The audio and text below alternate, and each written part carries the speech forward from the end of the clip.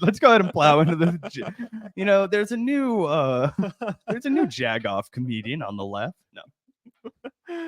Yeah, so let's talk about this Kyle video, guys. We discussed Jimmy Dore's officially solidified rightward shift yesterday. It's there's no ambiguity, there's no nuance anymore. I don't even really see anyone pushing back that much. Usually when back in the day, if we'd post a video saying like, see, Jimmy Dore's a right winger, obviously we'd have like 20 million people in the comments being like, what? Like trying to like big brain like gaslight us and be like, no, he doesn't like war or something like that, therefore he's on the left. They would just come up with some he shit. Hates cops. Yeah, his dad was a cop and he hates his dad. Well, that makes you a leftist. Surely everybody on earth that hates their dad is a leftist. Anyway, it's pretty obvious now, and even Kyle Kulinski has officially pounded the gavel and declared these people to be the sort of right-wing grifters that I think they are. I'm interested in your analysis, Zach, of some of Kyle's words here, but I can imagine that I'll be even more inflammatory than Kyle. Kyle's the kind of guy, he picks his words carefully. He's not the kind of guy, we talked about it earlier when we got the super chat about Shu. He's not the kind of dude that's going to call you out unless he feels like his audience needs to hear it, right? His audience probably doesn't need to hear that Shu on head has gone MAGA when she's wearing a MAGA hat. But the thing I think that drives Kyle towards calling out Jimmy is because they had such an audience overlap for so long. And this is kind of Kyle's chance to be like, bro, I was right. I was totally right. I was the one that was rational. I was the one that supported Jimmy's hardline tactics, and I hated his hardline or his bad behavior. He constantly opposed Jimmy's,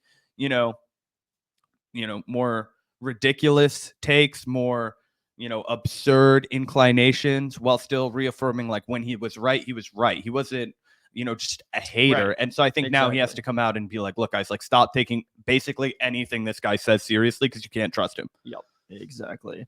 And also, Kyle starts his video by talking a little bit about Tulsi Gabbard. It is funny for these so-called people like Tulsi, RFK, Jimmy Dore, the usual suspects. They fetishize, oh, I'm an independent thinker. They fetishize independent thought.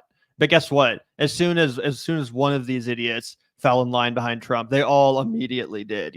Tulsi, RFK, Jimmy Dore, the dominoes fall. It's a hive mind. It's a cult. They're not independent thinkers. They are sheeple, more so than any of us who make, sane and rational decisions that they gaslight you into thinking are insane and, pro-establishment and all this crap, right? They're the actual hive mind sheeple. And I think it's all about antagonism. It's always about contrarianism, right? And at times that contrarianism was necessary. It was something that we thought we could wield. It was something that we could use as, a way to attract a different audience. One of the things the left really needs to work on is that we need to stop appealing to the people who already agree with us and start figuring out how we can expand our reach. And one of the things that Gavin and I really appreciated about Jimmy Dore was he sounded more, especially back in the day, more like the kind of guy that just talked like we do, just shot from the hip, not a guy that wants to be super polished, but a dude who just wants to come out and spit on the mic, wants to be angry about the shit that makes people angry and, kind of give a voice to that frustration. And instead, he went down an insane right-wing rabbit hole. And you can always tell because they never have the patience to play the long game. They never have the patience to stay on one, lily pad. Right. He's hopped from Bernie to RFK. Now he's going to hop to Trump. And as soon as the Trump lily pad sinks, he's going to hop to another one, guys. Just like Tulsi Gabbard, when it was convenient for her, she endorsed Joe Biden for president. And then she spent his entire administration going on Tucker Carlson show to be the lefty that was left behind by the left. They love to do that tap dance. And then finally it's just like, I'm endorsing Donald Trump because we need to make America great again. Yep, exactly. Zero principles. So let's take a look, guys. Interested in, like I said, what you think about this, Zach. You ready? Yep. Cool. What a journey. And you can see here, Tulsi Gabbard saying, why I'm endorsing Bernie Sanders for president, right? Why I'm endorsing Bernie Sanders for president. And then over here, that was all the way back in 2015, 2016. And then over here, Tulsi Gabbard endorses Trump for president. The claim that's being made by a lot of people as they see this happen and they see RFK Jr. endorse Trump, they're saying, look, this proves horseshoe theory is real. So in other words, the far right and the far left kind of meet up on the political spectrum and tend to agree. And this is viewed as not only evidence of the horseshoe theory being real, but some people are going far as to say it's proof. Okay, so let's break this down in a couple different ways, and I'll tell you where I think this phenomenon comes from. So the high-profile examples of what you'd call the Bernie to Trump pipeline, Tulsi Gabbard is a great example. RFK Jr. is a great example. He endorsed Bernie Sanders in 2016. I don't know if he did in 2020 in the primary, really? But he did in 2016. Apparently. He, of course, endorsed Trump. I didn't know about that until recently, but I think that, yeah, he did. That's crazy. And also, just to get, our own thoughts out of the way before we hear from Kyle, I would say that the biggest distinction, and I haven't actually watched this clip from Kyle, I just saw the headline and I was like, oh, this would be good to react to, as I'm sure you did too.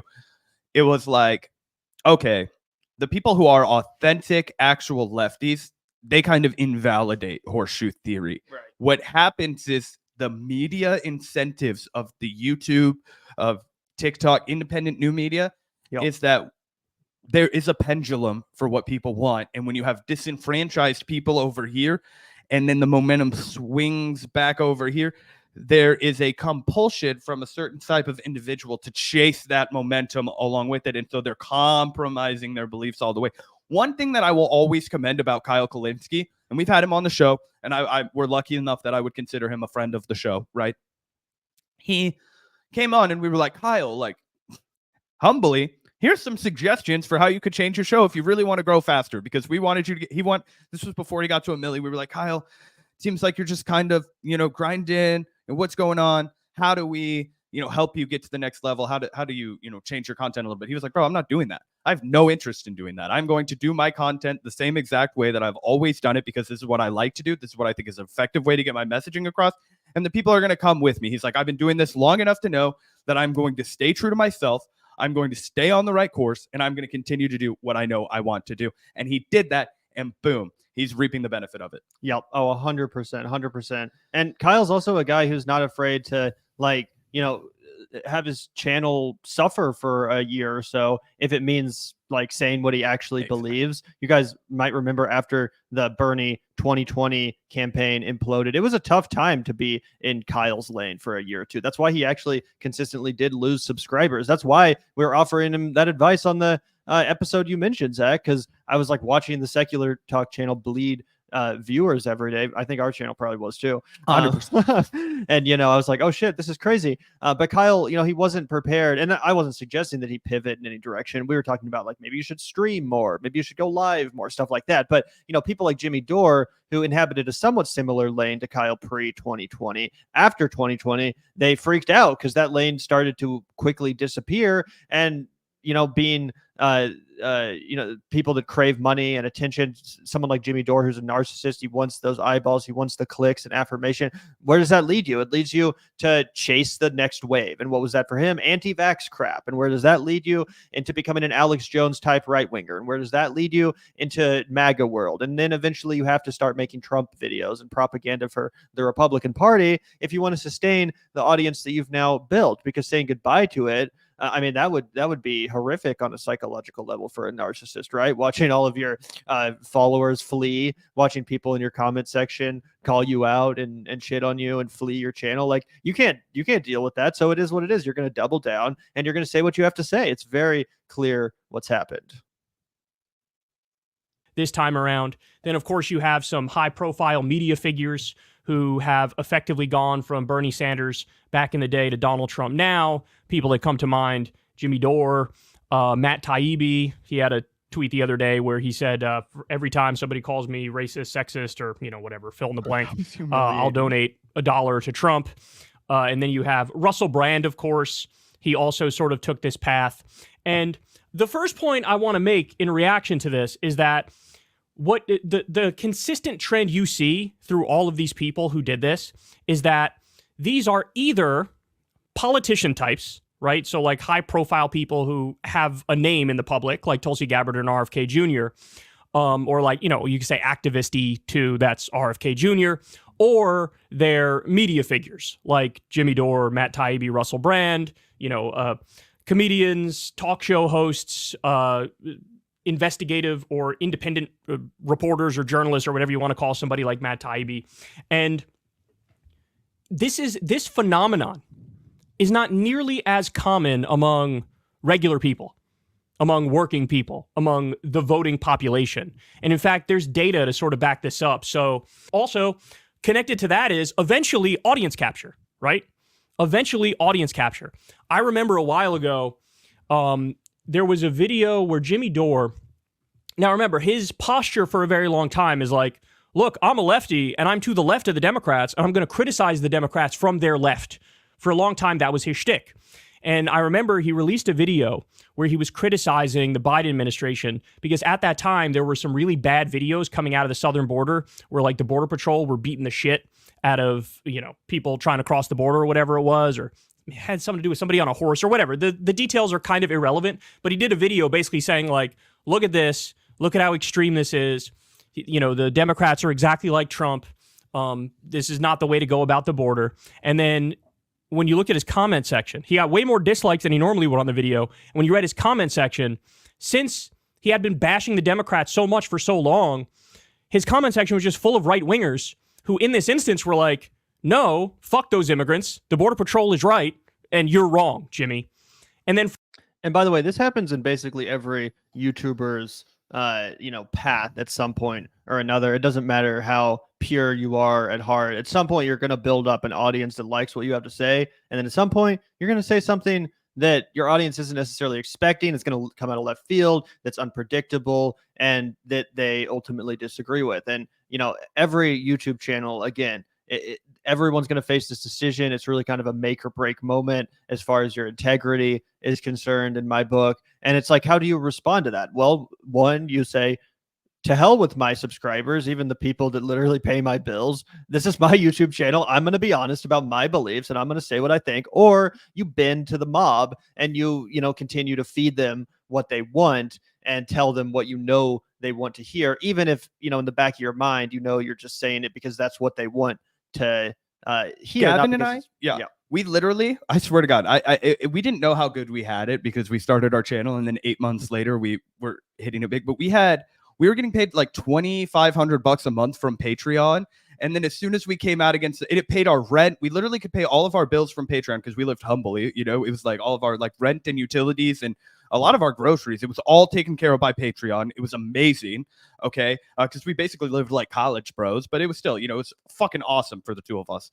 And then the vaccine shit happened. And we were like, we made that horse video about Jimmy Dore, like turning into BoJack Horseman. And we just rode right into the fire and we knew what was going to happen. We were torching our entire income and we had to live off of our savings for like 5 months. And then finally we got picked up by Collard before they fired us. And it's not just us, right? The same thing happened to Humanist Report back in the day. He said back in 2015, he'd been making a bunch of commentary about how much he hated Hillary Clinton, about how he thought she was terrible. And so all these right wingers got into his audience.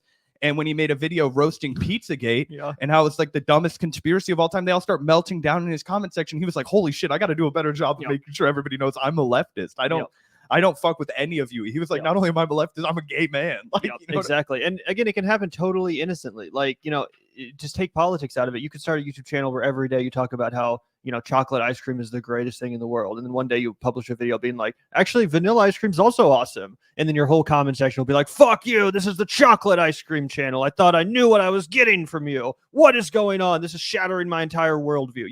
People are going to have those sort of reactionary negative opinions when they're confronted by something that's not what they expect. And that happens basically in every YouTube channel. Again, no matter what you do, the problem with Jimmy is that instead of standing up to those people in his audience and saying, no, the whole point of my show is that I am an independent thinker. You're going to hear stuff on my show that pisses you off, and you're going to hear stuff on my show that you agree with. No matter who you are, that's my style. That's what Jimmy should have done. He should not have cowered to the mob, the woke mob. Ironically, a bunch of butthurt people, snowflakes in his own audience, triggered about his jokes up on the border controller or the border patrol or whatever the hell. And we've seen this a couple times from Jimmy, but yeah, we can keep playing this shit. Yeah, it's almost over. From then, he didn't mention the border for a very long time because he knew it pissed off his audience. And then the next time he did end up bringing up the border, all of a sudden now he's a border hawk, right? And he wants to crack down on the border. And it's not the left-wing criticism that in the past he would have made. And so I think that's a perfect example of audience capture, where now you realize, okay, I've crafted this audience for myself and I need to feed them what they want to hear, right? 100%. He also used to go to bat for Black Lives Matter, and he would be like, of course the police are racist. I know the cops. Nobody knows the cops like me. They're racist as shit. In Chicago, especially, dude, Rahm Emanuel was a racist son of a bitch, and that's why the Laquan McDonald incident happened. And Jimmy would talk about that, and he would really forcefully make the case that he would do something that was unique. And maybe this isn't the best way to phrase it, but he would use his white rage on behalf of Black justice. And I think in a narrow category, he was able to do that, but it was something refreshing, right? Yeah, it was, and it also didn't feel like virtue signaling. Like Jimmy was like a guy who, like, back in 2014, 2015, like you can even find videos of him like saying the N-word on air, not in a way where he was calling people that, but he was just, like how Joe Rogan would, or Joey Diaz in an instance like that. Yeah, definitely cringe. I'm not apologizing for it, but I'm just saying that commentary he had against the cops and stuff, it wasn't just virtue signaling. It wasn't just him being like, I'm the white guy who's going to say what white people are supposed to say. No, he actually did think that stuff, even though he was genuinely a kind of edgy and like unvarnished person. And I think it's valuable to have people out there because, again, it's like he will attract an audience of enraged white people. And he did a great job of saying, hey, dude, the police are out against you, no doubt, but they're way more out against these other guys over here. So if you hate the police, like, let's make sure we don't forget who's really on the edge of that beating stick. You know what I'm saying? And now he'll just fearmonger about Black Lives Matter and Antifa and protesters and all that stuff. So there's that example. I mean, there's countless other examples of ways that he's flip-flopped completely. Obviously saying that, he'd never support the duopoly, getting behind, Donald Trump now. It's pretty crazy, but I think it's the end of the road for Jimmy. I think that his moment in the sun is starting to wane, and that I don't think he's not a very smart guy. He's not a very creative guy. He's not a very clever guy, and he's old. So I think that we've already seen the peak of Jimmy Dore. I don't think you're going to see him getting, Fox News spots on primetime television ever again. I don't think you're ever going to see him being a real talking. I mean, the dude was going on Rogan. The dude was going on Tucker Carlson primetime. I mean, he had his moment in the sun, and now it's starting to decline because he can't do the MAGA commentator shtick as well as all other MAGA commentators can, and he's going to lose his brand as the lefty who agrees with me. They're just going to view him as like a Dave Rubin, and he can't even do Dave Rubin as well as Ray Dubin does. And Dave Rubin kind of destroyed his career after he went, full right wing. Jimmy's really going to find a new.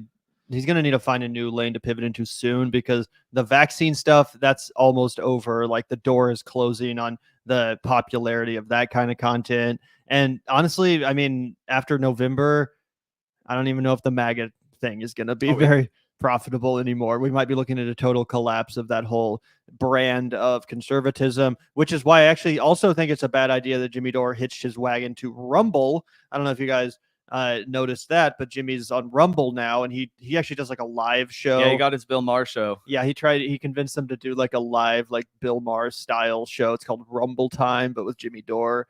It makes Gutfeld look like Oscar bait. It literally does make Gutfeld look like high class comedy. But anyway, I'm not sure if hitching your wagon to Rumble is a good idea right now, guys, because again, after the MAGA movement implodes, I think there's a chance Rumble does too. I've heard a lot about how Rumble is a house of cards and it's not actually making any money, and it probably doesn't have much time left. So I don't know. I'm glad I'm not on that platform. Correct me if I'm wrong. Maybe that's all just, libtard fear mongering or whatever.